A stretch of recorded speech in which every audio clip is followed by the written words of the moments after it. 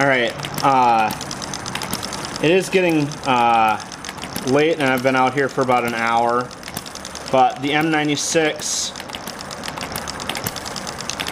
as you can see from that quick start after its big warm-up here, I put that super soft spring on and it would not stay running, so I took a piece of wire and I wired a few of the coils on these soft springs together until it would run a little bit.